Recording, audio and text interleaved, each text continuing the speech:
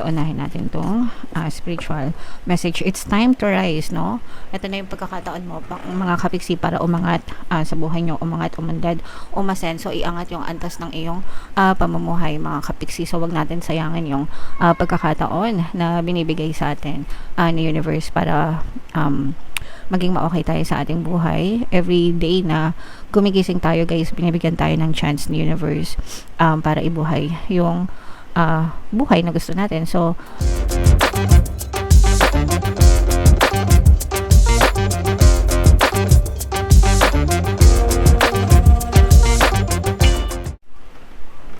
hello guys, hello Sagittarius, welcome back to Pinoy Pixie Tarot. Ang pamagat ng episode natin for tonight is OOTM, Oracle of the Month, para ngayong February, para sa Sagittarius, Sun, Moon, Rising Sign, and Venus. So, meron tayong tatlong set ng decks dito, guys. Ito yung para sa spiritual message nga, ito yung para sa life messages, and ito naman yung sa love life, mga kapiksi. So, kung ano na lang yung makaresonate sa inyo, guys, take that message, kasi hindi lahat ng mensahe ay mag-resonate sa inyo, mga kapiksi. So, unahin natin itong spiritual message. It's time to rise, no?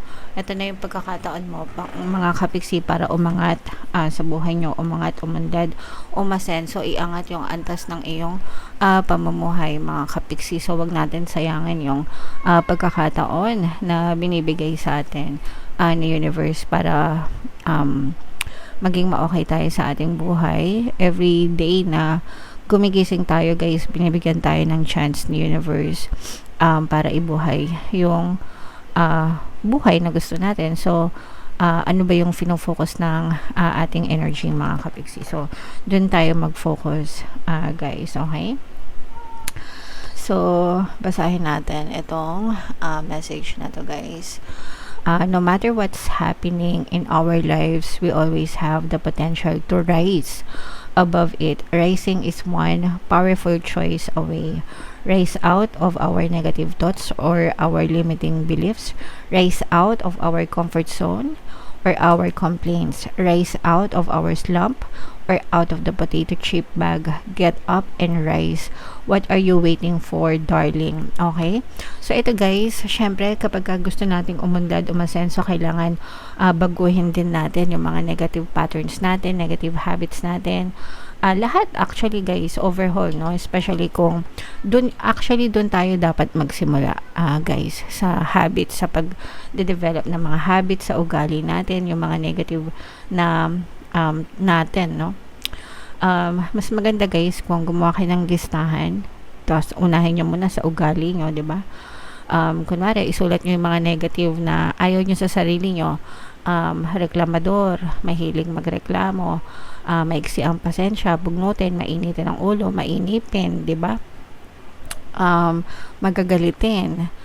Yung mga ganon, guys. So, isulat nyo lahat ng negative sa inyo kasi doon kayo magbababay, mga kapiksi. Tapos, baligtarin nyo, no? Kung ano yung kabaligtaran nun, yun yung isulat nyo. So, mabait, mahaba ang pasensya, matiisin, positibo, mapagpasalamat, di ba?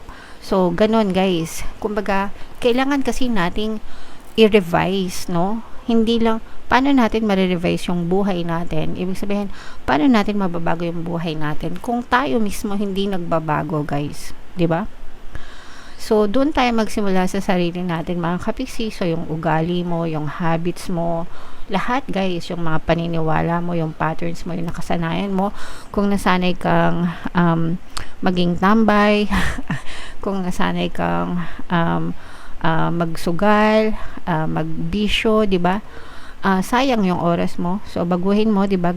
Gamitin mo yung oras mo sa productive, sa kapakipakinabang na paraan, mga kapiksi. So doon 'yan magsisimula. Small habits matter, guys, no? Basahin niyo yung book na Atomic Habits. Hindi, actually, guys, hindi ko pa nababasa yung Atomic Habits na book, pero sa title pa lang alam ko na yun yung mga small habits na kailangan yung baguhin para magbago yung buhay nyo. So, yeah, small habits matter, guys, no? So, dun kayo magsimula. para tuluyan yung mabago yung buhay nyo, guys. Okay?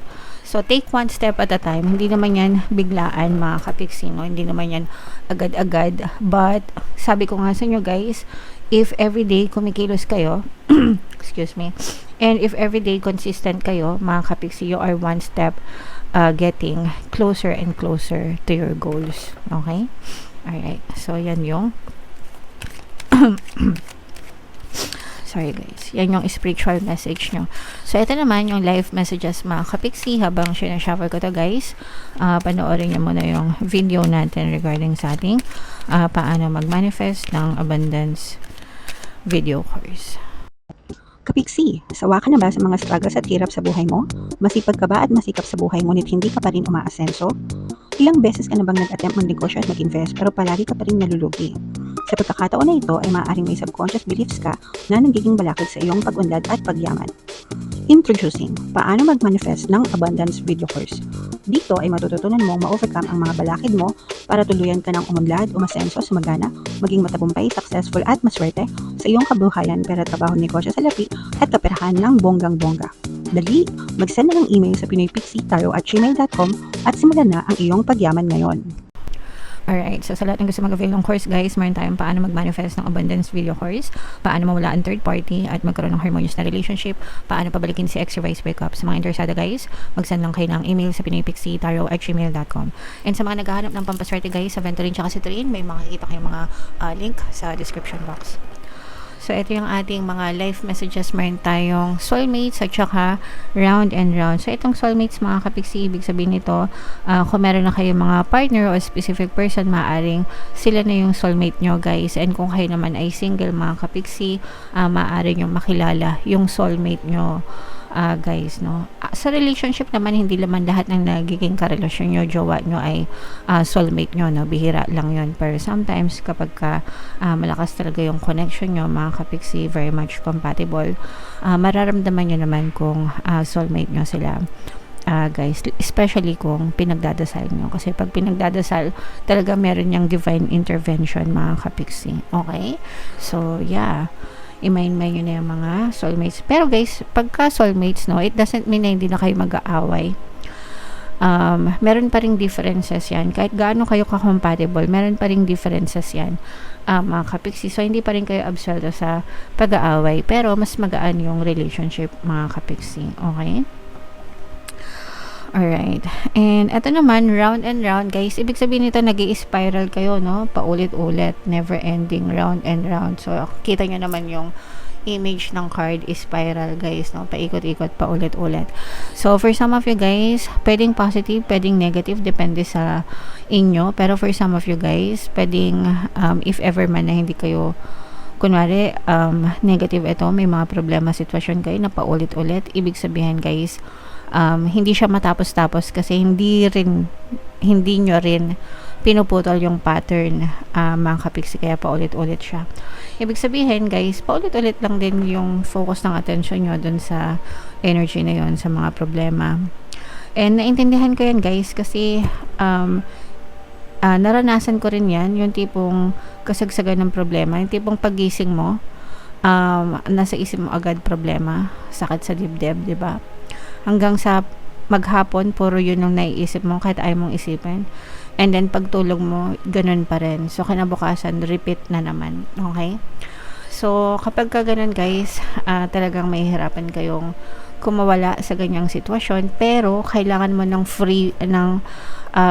disiplina. Kasi ikaw lang din makakatulong sa sarili nyo, guys. No? Kahit na sabihin natin na tulungan kayo ng ibang tao, magbigay ng advice sa inyo, ganyan-ganyan. Kayo pa rin yan, no? So, kailangan nyo talaga ng disiplina, mga kapiksi, na putulin yung negative pattern na to para matigil, no? Eventually, mag-i-stop din yan, mga kapiksi. Alright? Sometimes matagal, but it's okay. Tao lang tayo, so okay lang yan. And ito naman, guys, is yung sa love, guys, no? So, by the way, mga kapiksi, abangan nyo yung ating money shaker jar. Malapit ko nang i-release. i-announce ko dito sa YouTube at saka sa Facebook natin kasi undergoing pa yung preparation ko guys para ma-release ko na sa inyo yung ma-introduce ko na yung money shaker jar sa inyo mga kapiksi. So, ito yung ating mga love messages guys. So, unahin natin ito. Napakaganda ng image ng card, no? So, basahin natin. Wait, don't rush into it. Allow nature to take its course. So, ito guys, importante to na pagdating sa love talaga, hindi yan minamadali. Kahit na may mga, lalo na yung may mga problema, mga kapiksi, kasi maraming dumudulog sa akin sa email. Sometimes mga nagpapagawa ng subliminals, mga nag-avail ng course, ganyan. Ang tanong palagi is, gaano kabilis ang epekto. So, it will always depend on you, yung resulta, kasi kayo yung main carrier ng energy. Ibig sabihin, ikaw yung main source ng energy mo, no? And lahat ng experiences mo sa iyong quantum bubble is nakabase sa energy mo. So, kung positive ka, positive yung dominant energy mo, positive yung dominant thoughts mo, yung nasa loob ng quantum bubble mo is positive din. Ibig sabihin yung ma-experience mo sa iyong sitwasyon, puro positive. Pero kung ikaw ay nagva-vibrate sa negative energy, ikaw na main source ay negative, hindi ka makakapag-expect ng positive result kapag ka puro negative yung nilalabas mong energy. Okay? So, palagi yung magde-depend sa'yo. Lahat ng tinuturo ko sa course, sa mga courses, lahat ng mga subliminals ko is nakafocus sa pagiging positibo para malaman nyo kung ano yung gagawin nyo para mabaliktad nyo yung energy nyo. But, unless you do the work, unless trabahuhin mo, hindi ka makakita ng positive energy. So, you have to wait. Importante yung pag-aantay, mga kapiksi.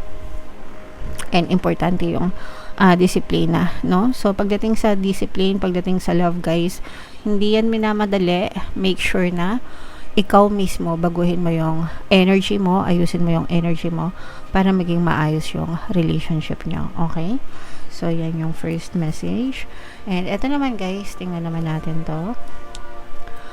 Give thanks for the blessings of love soon to come your way. Know that you deserve to be and have all that your heart truly desires. So, wag nating madiliin yung pag-ibig, guys, no? Ibibigay kapag nagdadasal naman kayo, guys, and kapag nag-a-affirm kayo for a harmonious relationship, dadating at dadating talaga yan sa inyo kung ano yung deserve nyo, mga kapiksi, no? Kung ano yung energy nyo. Sabi ko nga sa inyo, ikaw yung main source ng energy, di ba? So, kung maganda, positive yung energy mo, wala kang dapat ikatakot sa relationship kasi maganda and positive din yan, mga kapiksi. And you have to understand that you deserve all the best pagdating sa relationship, mga kapiksi, no? Ibibigay sa'yo, kapag nagdadasal ka talaga, ibibigay sa'yo ni universe yung tamang person, yung tamang relasyon, sa tamang pagkakataon, mga kapiksi. So, you don't have to worry, guys, no? Kasi yung iba, kapiksi, miss ko na siya. Bala ka dyan, ewan ko sa'yo.